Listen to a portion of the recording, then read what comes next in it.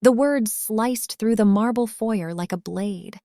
Ilara didn't flinch, couldn't afford to, not when the insulated bag strapped to her back contained something worth more than her life, and the man in the charcoal suit blocking her path looked at her like she was dirt on his Italian loafers.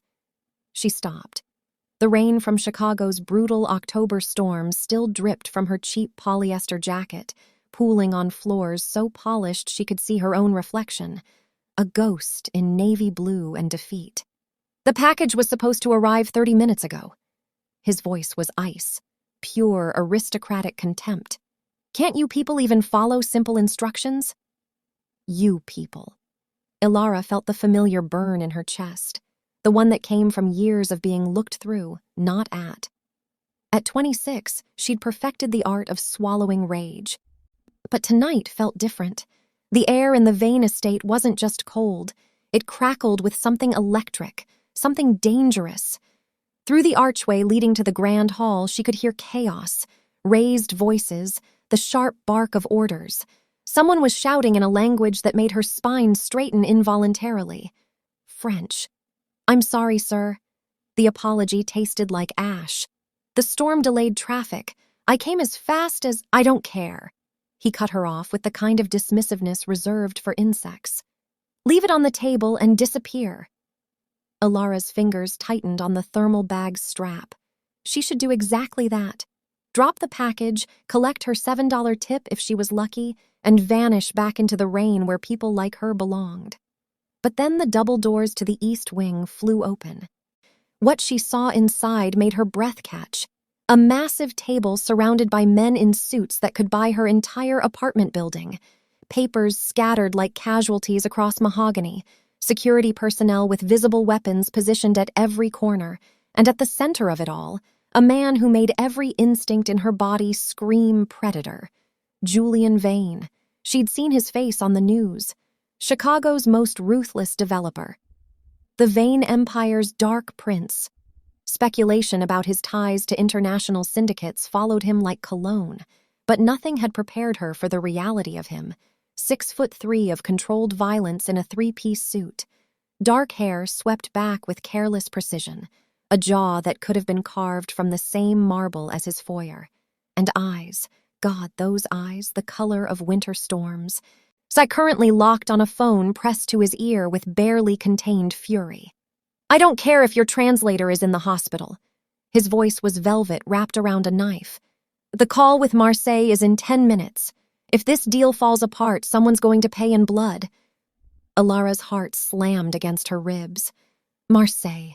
She knew that word, knew what it meant when men like Julian Vane said it with that particular edge. "Does anyone here speak French?" Julian's question cracked through the room like a gunshot. "Anyone at all?" Silence. Heavy, suffocating silence. "Monsieur Vane." A weaselly man in wire-rimmed glasses stepped forward, sweat beading on his upper lip. "Philippe Moreau only negotiates in his native tongue. We spent 8 months building this relationship." The phone on the conference table began to ring. Everyone froze. "It's them," someone whispered. "Marseille is calling." Ilara watched Julian Vane close his eyes for a fraction of a second. When they opened, she saw something that didn't belong on the face of a man who supposedly feared nothing. Raw, undiluted fear. The phone rang again, a shrill sound that seemed to echo off the bones of the mansion itself. Ilara looked at the door behind her. The rain, the anonymous darkness, the safety of invisibility. She should leave. This wasn't her world. She was just the swift drop girl, a nobody in a navy blue jacket who scraped together rent money one delivery at a time. This was a problem for men with power, with connections, with everything she'd lost the night her father was murdered in a Paris alley 3 years ago. But her hands wouldn't move, because she understood every word the panicked assistant was trying to read from his notes. The formal French greeting he was butchering so badly it was almost offensive. The phonetic pronunciation that would insult Philippe Moreau before the conversation even began. Ilara closed her eyes and saw her father's face. Laurent Beaumont, French diplomat turned fugitive, teaching her Parisian French in their cramped Chicago hideout while her mother worked night shifts. The language is not just words, mon ange. It is respect. It is honor. It is survival. The phone rang a fourth time. Julian Vane stared at it like it was a loaded gun. And then, without thinking, without letting herself think, Alara stepped forward. I speak French. Every head turned. The silence that followed was the kind that preceded executions. Julian's eyes found hers across the room. For a moment, time seemed to fracture. She felt his gaze move over her, the soaked jacket, the scuffed boots, the cheap ponytail holder barely containing her dark curls. You. His voice was flat, disbelieving. The delivery girl. Each word was a slap, but Alara had been slapped before, by life, by loss, by every person who'd ever looked at her uniform instead of her face. She lifted her chin. My father was Laurent Beaumont, French diplomatic corps. Her voice didn't waver. I learned Parisian French before I learned English. The phone rang for the fifth time. Julian's jaw tightened. She watched him calculate, weigh the absurdity of trusting a stranger against the certainty of losing everything. This is insane, the assistant hissed. We're going to let some random girl negotiate with the Marseille syndicate? I won't negotiate. Alara's words were precise, controlled. I'll translate. You negotiate. I just give you the voice you need. The phone rang for the sixth time. Julian Vane studied her face for what felt like an eternity. She could feel him peeling back layers, looking for the lie, the con, the angle. He wouldn't find one, because the only thing Alara had left in this world was the truth. Answer it, he said finally. Alara crossed the room on legs that felt like they belonged to someone else. Every eye tracked her movement, the nobody in the delivery uniform holding the fate of a $500 million deal in her hands. She picked up the phone. Bonsoir, Monsieur Moreau. Ici est Lara Beaumont, représentante de Vane Enterprises. Comment puis-je vous être utile ce soir? The response came in rapid Marseille-accented French, aggressive, testing. Alara didn't hesitate. Her French flowed like silk and steel, the aristocratic Parisian dialect her father had drilled into her for 16 years before the syndicate bullets found him. In the room, no one understood a word, but everyone understood one thing. The delivery girl knew exactly what she was doing. 3 minutes later, when Alara hung up, the silence had changed. It wasn't judgment anymore. It was something far more dangerous. It was interest. And Julian Vane's winter storm eyes hadn't left her face once. Monsieur Moreau will call back in 40 minutes. Alara set the phone down with steady hands, though her pulse hammered against her throat. He wants to verify you have an adequate interlocutor. Julian didn't blink. And what did you tell him? That we'll be ready. She met his gaze head on, refusing to let the weight of it crush her. That Vane Enterprises honors its commitments. The assistant, the weaselly one with sweat-stained collar, let out a strangled laugh. This is absurd. We're trusting our entire Mediterranean operation to someone who showed up in a... Mark! Julian's voice was a scalpel. Leave! But sir, now! Mark scurried out like a rat sensing the cat's claws. 2 security personnel followed, closing the doors with a soft click that felt final. Alara stood alone in a room full of predators.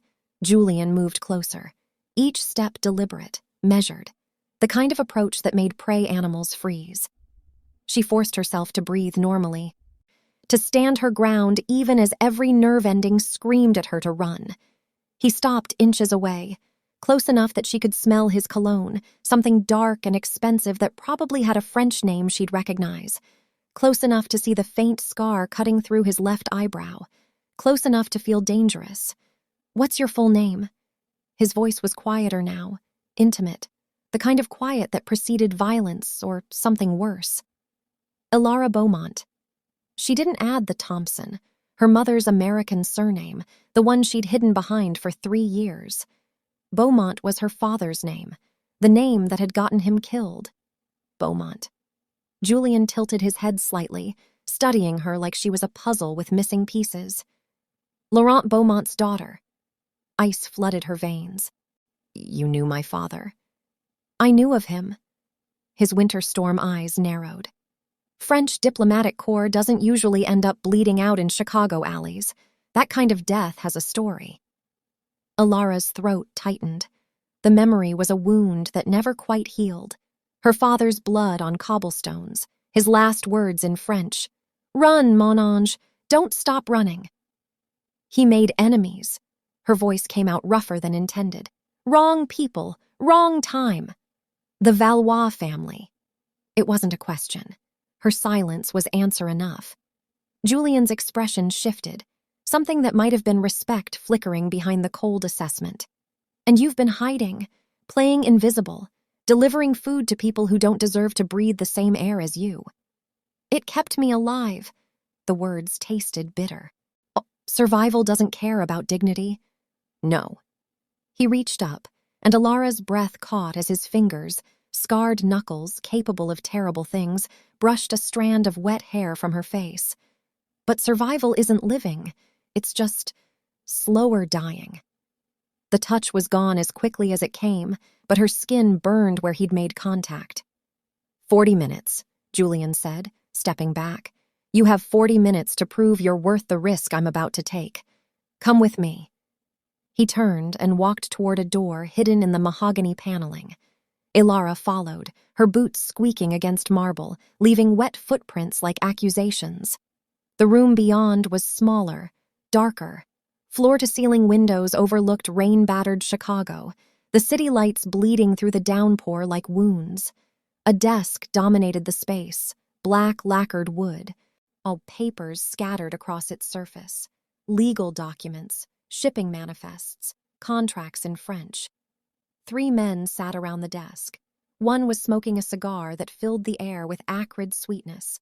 Another cleaned a gun with the casual efficiency of someone who'd killed before. The third simply watched her with dead eyes. "Gentlemen," Julian said, "this is Alara. She'll be handling translation for tonight's call." The man with the gun, mid-50s, salt and pepper beard, expensive watch, looked up. "The delivery girl? You're joking." "Do I look like I'm joking, Thomas?" Thomas set down the gun slowly. "No, sir." Julian gestured to the papers. "Alara, these are the contract terms. Philippe Moreau has concerns about payment schedules, shipping routes through Marseille, and insurance guarantees. Oh, can you translate technical terminology?" Alara moved to the desk, her fingers trailing over documents that represented more money than she'd see in 10 lifetimes. The French was dense, legal, precise, but she'd grown up listening to her father negotiate similar deals, back when Laurent Beaumont had been someone who mattered, before he'd learned too much about the wrong people. "Délai de paiement," she murmured, reading. "Payment deadlines. You're asking for 60 days. "That's standard." "Not in Marseille." She looked up, meeting Julian's gaze. "Moreau will see it as distrust. In Mediterranean business culture, 90 days is respect. 60 is an insult." The room went still. "How do you know that?" Thomas demanded. Alara's jaw tightened, because her father had taught her. Because she'd watched him navigate these exact waters before the syndicate decided he knew too much and needed to disappear. Because she'd been trained for a life that was stolen from her in a spray of bullets and her mother's screams. "I know," she said simply. Julian studied her for a long moment, then he nodded to Thomas. "Change it to 90. "But that ties up our capital." "Change it." Thomas muttered something under his breath but pulled out a pen.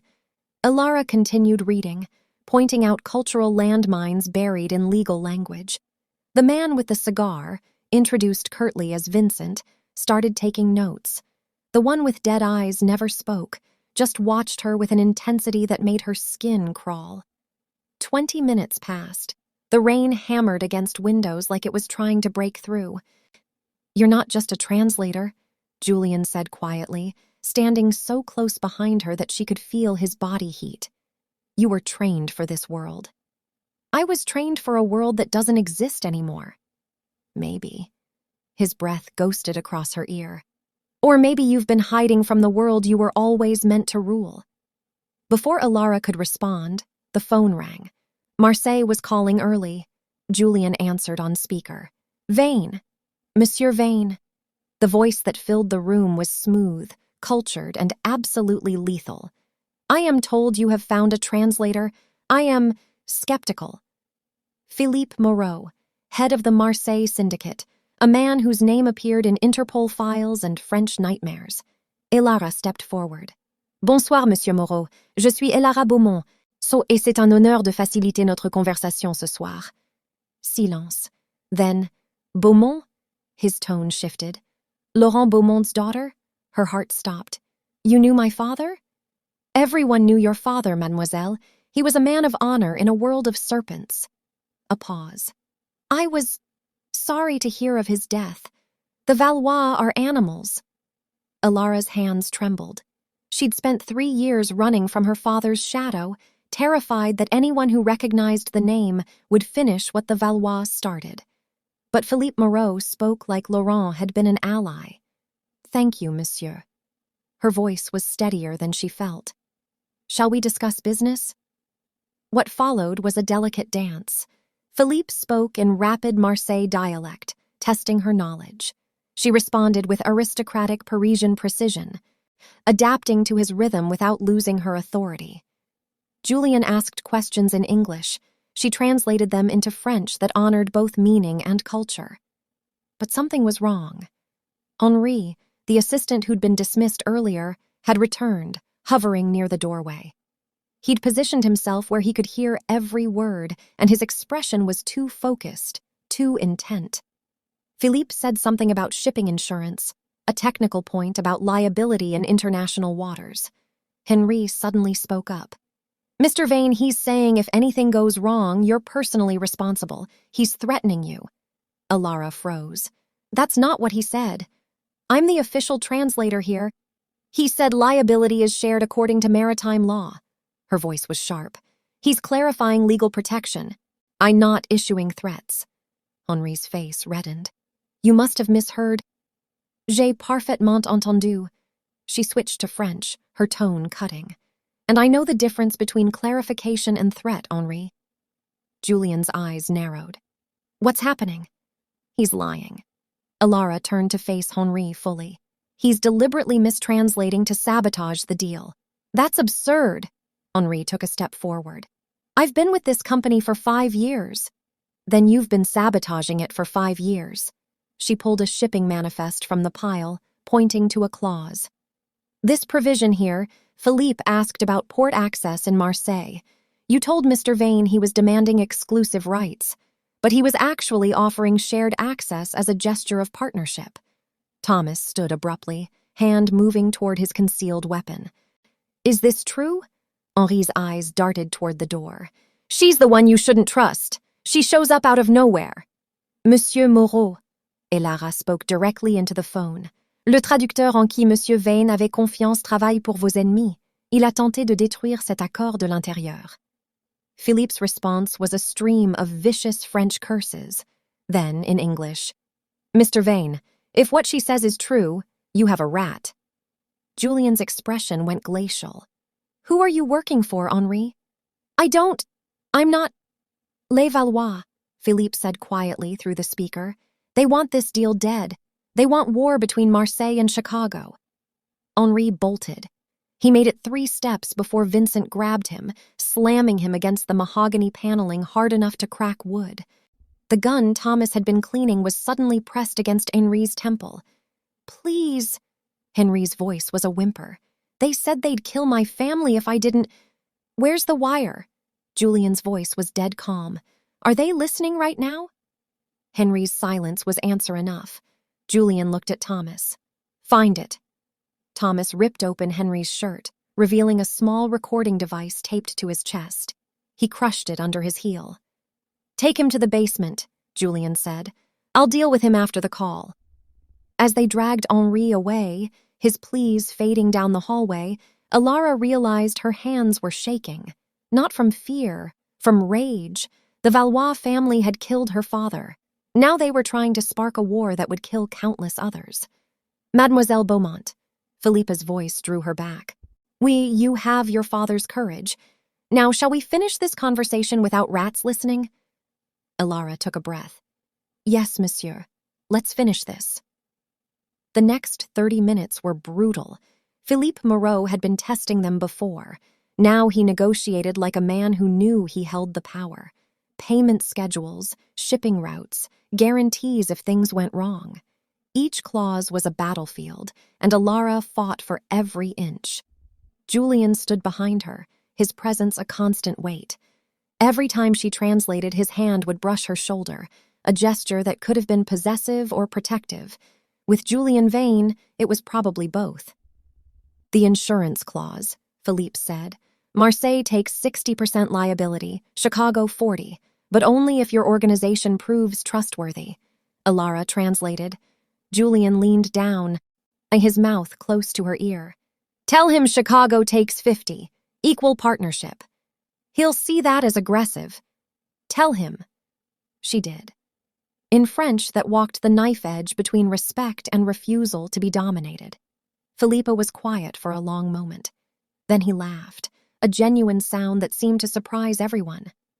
Your employer has teeth, mademoiselle. I appreciate this. 50-50 it is. Asterisk. They hammered out the final details. By the time Philippe agreed to sign, Alara's throat was raw and her mind felt like she'd run a marathon. But it was done. $500 million in shipping contracts, the Marseille Syndicate's full cooperation in Mediterranean operations. I will send the contracts tomorrow, Philippe said. But mademoiselle, I have one condition. Alara's stomach tightened. What condition? You will be my point of contact for all communications, not Mr. Vane's staff, not another translator, you. I'm not... She glanced at Julian. I don't work for Vane Enterprises. Then he should hire you. Philippa's tone was final. Or I will find another partner in Chicago. Your father would have wanted you protected, and this is protection. You understand? She understood. Philippe Moreau was offering her sanctuary the only way men like him could, by making her valuable enough that hurting her would be bad for business. I understand, monsieur. Bon, until tomorrow, Mademoiselle Beaumont. The line went dead. Alara set down the phone with hands that finally betrayed her exhaustion. The room felt too hot, too small, the walls pressing in. She'd just negotiated a deal with the Marseille Syndicate, the same organization her father had worked with before the Valois killed him for knowing too much. You're hired, Julian said. She turned. He was leaning against the desk, arms crossed, watching her with an expression she couldn't quite read. I didn't ask for a job. Philippe Moreau just made it non-negotiable. He straightened, moving toward her. Unless you'd rather go back to delivering food in the rain. The cruel truth was, she couldn't. Not after tonight.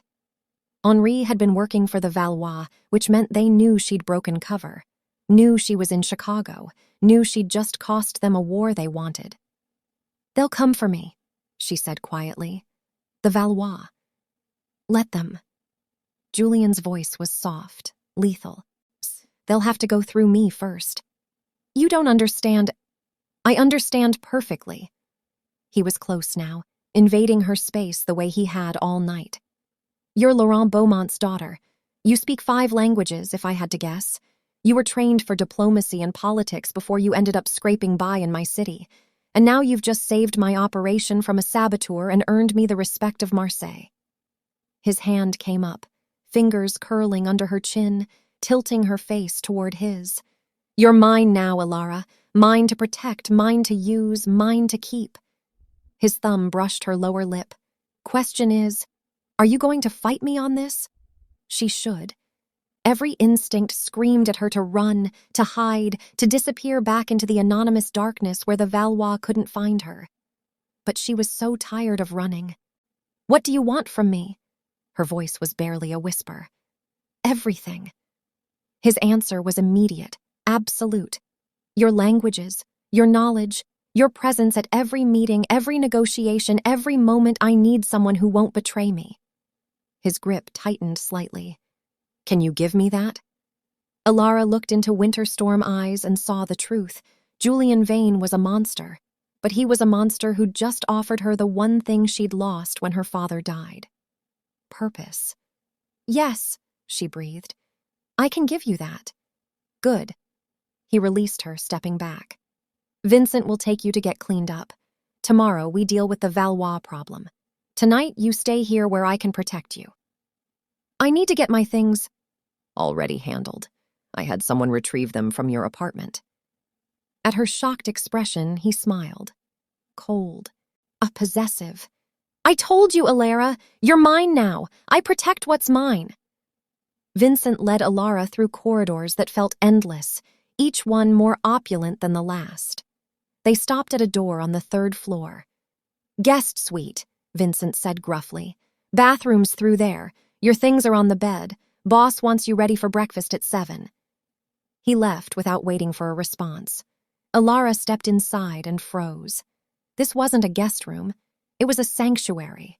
Walls the color of deep wine, floors covered in Persian rugs, a 4-poster bed that dominated the space. Her pathetic duffel bag, everything she owned in the world, sat on silk sheets like an accusation. She moved to the bathroom, and her reflection in the mirror made her wince.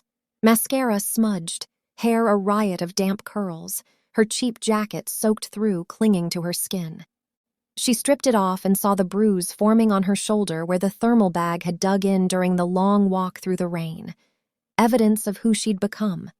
Alara turned on the shower, hot water that felt like luxury, and stepped under the spray. For the first time in hours, she let herself feel it. The fear, the rage, the impossible situation she'd walked into, the memory of Julian's hand on her face. You're mine now. The words should have terrified her. Instead, they'd felt like an anchor in a world that had been spinning out of control since her father's death. She scrubbed her skin until it was raw, trying to wash away 3 years of invisibility. But some stains went too deep. When she emerged, wrapped in a towel that was softer than anything she'd touched in years, her phone was ringing. She'd forgotten she even had it. Hello? Alara. Her mother's voice, thick with worry. Where are you? I got a call from your landlord saying someone emptied your apartment. I'm fine, Mom. You're not fine. What's happening? Did something... A sharp intake of breath. Did they find you? The Valois. Her mother never said the name, as if speaking it aloud would summon them. No. Alara sat on the edge of the bed. But I got a job. A good one. I'm safe. What kind of job requires someone to empty your apartment? The kind that pays enough to finally help you. Alara's throat tightened. No more night shifts, Mom. No more working yourself to death. Silence. Then, Baby, what did you do? What I was trained to do. She thought of her father's face. The nights he'd taught her French and diplomacy and how to read the language beneath language. Dad's skills aren't wasted anymore. Her mother's sob was quiet but devastating. Your father's skills got him killed. He died protecting us. And I can't lose you, too. Alara closed her eyes. You won't, I promise. Don't make promises you can't keep. They talked for a few more minutes, her mother extracting every reassurance Alara could give, though they both knew she was lying. Finally, mercifully, the call ended. Alara dressed in clean clothes from her duffel, jeans and a simple black sweater, nothing that belonged in a mansion like this. She was examining the room, trying to understand how her life had shifted so dramatically when she noticed the book on the nightstand. Les Liaisons Dangereuses. Dangerous Liaison. An 18th century French novel about seduction, manipulation, and the games the aristocracy played with people's lives. Someone had left it there deliberately. A message. She opened it and found a note tucked inside, written in slashing handwriting. Since you'll be living here, you might as well understand the rules. Tomorrow, 7 a.m., war room. Don't be late. JV**. Living here, not staying temporarily. Living. Alara set down the book and moved to the window. Chicago stretched below, rain-washed and glittering. Somewhere in that sprawl, the Valois were planning their next move, and she'd just painted a target on her back by helping Julian Vane. But for the first time in 3 years, she wasn't running. She was standing her ground. 7 a.m. came too fast. Alara found the war room on the 2nd floor, a space dominated by a table covered in maps, documents, and photographs. Julian stood at its center, dressed in black tactical pants and a fitted shirt that made him look less like a businessman and more like what he really was, a predator in expensive clothes. "You're punctual." He didn't look up from the document he was studying. Good. Thomas and Vincent were already there, along with two others she didn't recognize. One was a woman, mid-30s, severe black hair, eyes that assessed Alara like she was a threat. The other was younger, maybe 25, with nervous energy radiating off him. "Everyone, this is Alara Beaumont," Julian gestured. "She'll be handling international communications and translation. Charlotte," the severe woman nodded, "will brief her on security protocols. Marcus," the nervous one, "handles tech and surveillance." "And me?" Alara asked. "You helped me win a war." Julian's smile was sharp. "The Valois sent Henri to sabotage the Marseille deal. That means they're moving against me, using you as the wedge. We're going to cut that wedge off at the root." He tapped a photograph on the table. A man in his 50s, distinguished, silver-haired. Next to him, a younger version, same features, more ruthless expression. Claude Valois and his son, Alexandre. They control most of the French syndicate operations in North America. Julian's voice was clinical. "They killed your father because he was negotiating peace between French and Algerian factions. Peace is bad for business when you profit from conflict." Alara stared at the photographs. She'd never seen her father's killers' faces before. Her mother had hidden everything, burned every connection to their old life. Now she knew. "Why are you telling me this?" Her voice was steadier than she felt. "Because they know you helped me last night." Henri was wired. They heard everything. Julian moved around the table, stopping directly in front of her. "They'll come for you. Question is whether you want to hide and wait for them to find you, or whether you want to strike first." "I'm not a killer." "No." His hand came up, fingers tracing the line of her jaw. "You're something more valuable. You're their blind spot. They see a diplomat's daughter, someone soft, someone who ran." His grip tightened. "They don't see the woman who stood in my office and outmaneuvered a Marseille syndicate head. They don't see the weapon you are." Alara's breath caught. "So what do you want me to do?" "Come with me to Montreal. Alexandre Valois is hosting a charity gala Friday night. All the major players will be there. I need someone who can navigate that world, who speaks their language, who they won't suspect." "You want me to spy?" "I want you to survive." His thumb brushed her lower lip. "And the best way to survive the Valois is to make yourself indispensable to me. When I'm finished, they'll be too afraid to touch you." Charlotte cleared her throat. "Sir, this is risky. She's not trained for field operations." "She's Laurent Beaumont's daughter. She was trained from birth." Julian didn't look away from Alara. "Question is whether she's willing to stop being a victim and start being a player." The room was silent. Alara thought about her father's blood on cobblestones, her mother's tears, with 3 years of delivering food to people who looked through her like she was nothing. "What do I wear to a gala?" she asked quietly. Julian's smile was devastating. "I'll handle that." The next 3 days blurred together. Charlotte put Alara through abbreviated security training, how to spot surveillance, how to carry herself in hostile situations, how to disable someone if they grabbed her. Alara was shocked by how much of her father's training came back, muscle memory from a childhood spent learning self-defense alongside diplomacy. Marcus taught her to use the slim communication device that looked like an expensive watch. "Panic button here," he said, pointing. "It'll alert Julian's security immediately." But the most intense preparation came from Julian himself. He brought in a dialect coach, a stern French woman named Margot who drilled Alara on regional accents. "The Valois are from Lyon originally. They'll test you with colloquialisms. Sound too Parisian, and they'll know something's wrong." Julian watched every session, absorbing information, occasionally interrupting with questions that revealed a mind like a steel trap. On Thursday evening, a courier arrived with 3 garment bags. "For tomorrow," Julian said, watching as Alara unzipped the first. Inside was a dress that made her breath stop, deep emerald silk, cut to hug every curve with a neckline that was modest by millimeters. Elegant, expensive, dangerous. "I can't." "You can." He moved behind her, his presence overwhelming. "Tomorrow night, you're not the delivery girl. You're not Laurent's hidden daughter. Wait, you're Ilara Beaumont, my partner, and you're going to walk into that gala like you own it."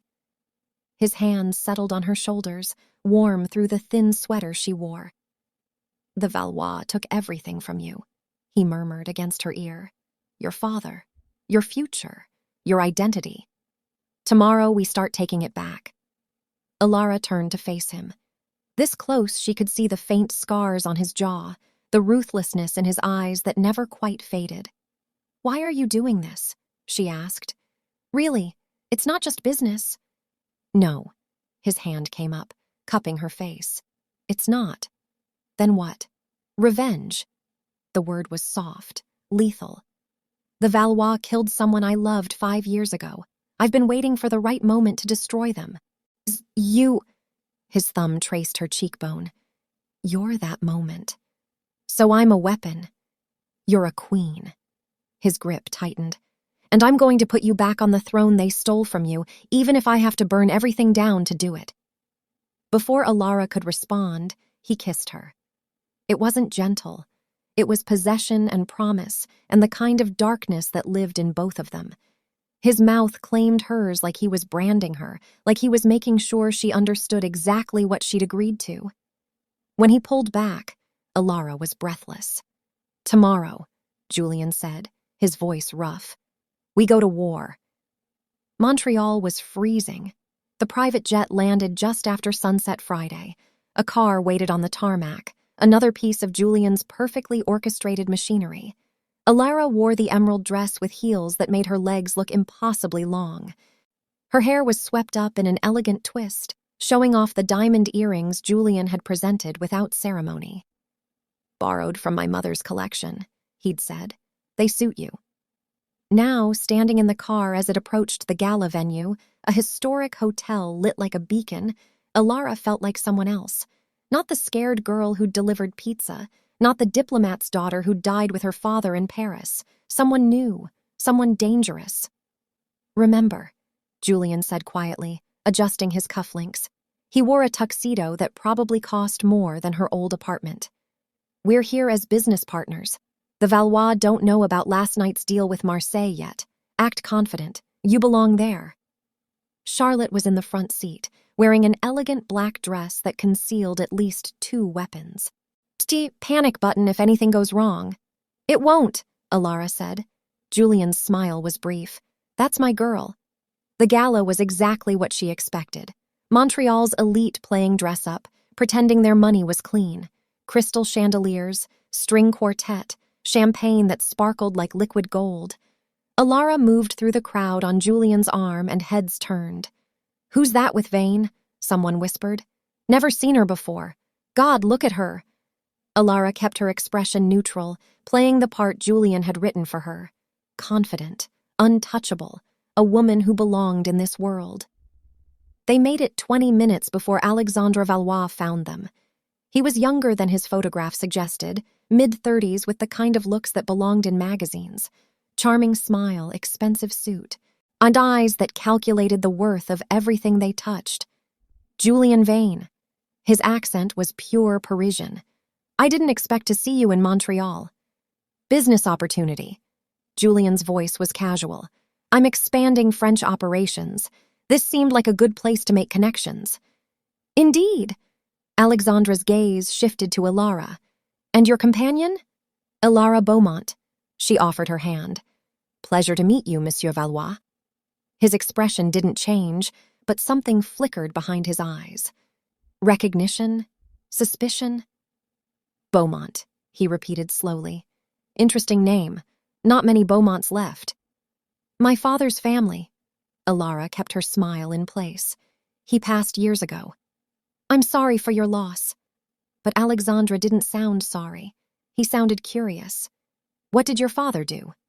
"Diplomatic work." Nothing exciting." "Diplomacy is always exciting, mademoiselle." He released her hand. especially French diplomacy. The conversation continued, surface-level pleasantries that concealed layers of threat. Julian steered them toward neutral topics, but Alara felt Alexandra's attention like a physical weight. He suspected something. An hour later, Alexandra cornered her near the balcony while Julian was networking. "Mademoiselle Beaumont, a moment?" Alara's pulse spiked, but she followed him outside. The Montreal skyline spread before them, cold and glittering. "You're Laurent Beaumont's daughter," Alexandra said without preamble. No point denying it. "Yes. Your father was a good man. It's unfortunate what happened to him." He lit a cigarette, the flame briefly illuminating his face. "Chicago is dangerous for people with French connections. I hope you're being careful." "Mr. Vane takes good care of his associates." "I'm sure he does." Alexandra exhaled smoke. "But Julian Vane has enemies, and sometimes those enemies look for leverage wherever they can find it. Beautiful French women who work for him, they make excellent leverage." It was a threat wrapped in courtesy. Alara met his eyes. "I can take care of myself." "Can you?" He smiled. "Your father couldn't. He got involved in things that weren't his concern. Peace negotiations between families who profit from conflict." He shook his head. "Very dangerous." "Are you threatening me, Monsieur Valois?" "I'm warning you." He dropped the cigarette, crushing it under his heel. "Go back to Chicago. Forget whatever business Julian Vane has in Montreal. It's safer that way." Before Alara could respond, Julian appeared. "Everything all right?" "Fine." Alexandra's smile was pure poison. "I was just telling Mademoiselle Beaumont how much I admire her courage. Not everyone would work for a man with your reputation." "My reputation is well earned," Julian said softly. "I don't doubt it." Alexandra turned to leave, then paused. "Oh, Julian, my father wanted me to pass along a message. Your translator, Henri, was it? He won't be testifying about anything. Ever." Julian's expression went glacial. "Is that so?" "Unfortunate accident. These things happen." Alexandra's smile widened. "Enjoy the rest of your evening." He disappeared into the crowd.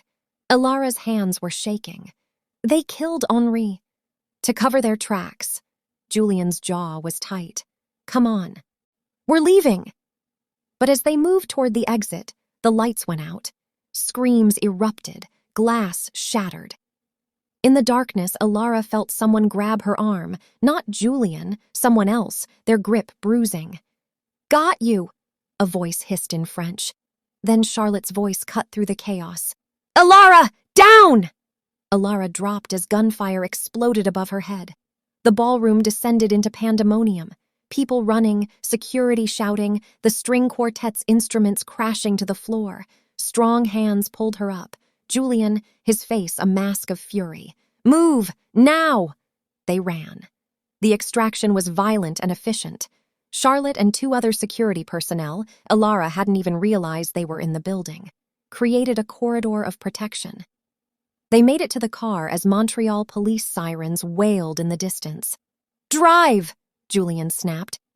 The car peeled away from the hotel. Behind them, the gala had become a crime scene. "What the hell was that?" Alara's voice was shaking. "The Valois making their move." Julian's hand was warm on her arm, steadying her. "They couldn't take you in public, so they created chaos to cover it." "They knew we'd be there." "They've known since Henri. I was counting on it." At her shocked look, Julian's smile was sharp. "You think I brought you to Montreal without a plan? Charlotte, report." 4 Valois operatives neutralized. Charlotte's voice came through the car's speakers. 2 escaped. No civilian casualties. We're clean. "And the package?" "Secured. En route to Chicago now." Alara's head spun. "What package?" Julian pulled out his phone, showing her a photograph. It was a ledger, pages covered in French, names, dates, transactions. "The Valois financial records," he said. "Every operation, every payment, every crime syndicate they work with. While they were focused on you at the gala, my people were breaking into Alexandra's office." His eyes met hers. "You were bait, Alara, and you were perfect." She should have been angry, should have felt used, but all she felt was a dark satisfaction that thrummed in her veins. What happens now? Now we expose them. Julian's hand cupped her face. Interpol, FBI, every agency that wants the Valois gets a copy of this ledger. By Monday morning, their empire starts crumbling. And my father's death? Page 47. Documentation of the contract they put out, who they hired, how much they paid. His voice softened. Justice, Ilara. Finally. She kissed him then, fierce and desperate. All the fear and rage and relief crashing together.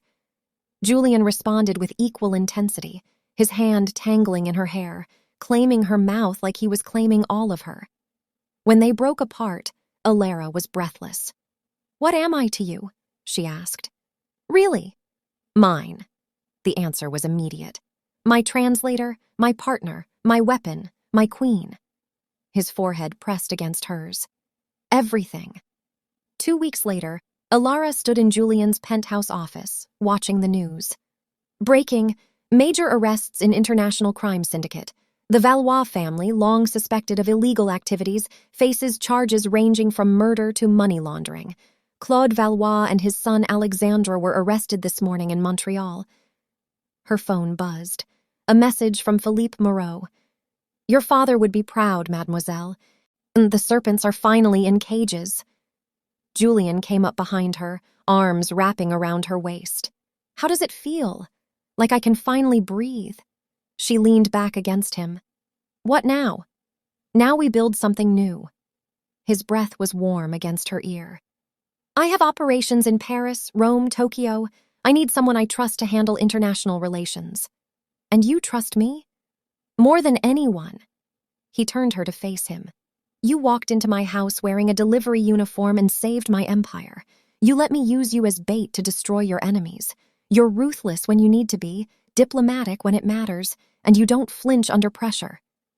His hands framed her face. You're exactly what I need. And what do you need, Julian Vane? His smile was devastating. You. It's always you. Ilara thought about the girl she'd been 2 weeks ago, invisible, afraid, running from shadows. That girl was gone. In her place stood a woman who spoke 5 languages, negotiated with crime lords, and had helped dismantle the organization that murdered her father. A woman who wore designer dresses and diamond earrings borrowed from a dead woman's collection. A woman who'd found her purpose in the darkness. Then you have me, she said. Julian kissed her, slow and deep and full of dark promises. Outside, Chicago glittered like scattered jewels. Somewhere in that sprawl, people were still delivering pizza, still invisible, still surviving. But Ilara Beaumont wasn't surviving anymore. She was living. Finally, truly living. And the world would never overlook her again.